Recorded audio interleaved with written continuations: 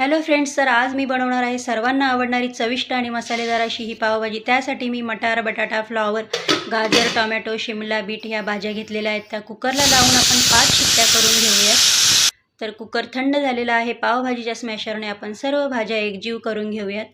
तर कुठलाही food colour न वापरता तुम्ही सुद्धा अशी स्वादिष्ट पावभाजी घरच्या घरी बनवू शकता। तर आता कढईमध्ये मी तेल टाकून घेतलेलं आहे आणि थोडंसं बटर टाकूया। फोडणीसाठी जिरे, बारीक चिरलेला कांदा,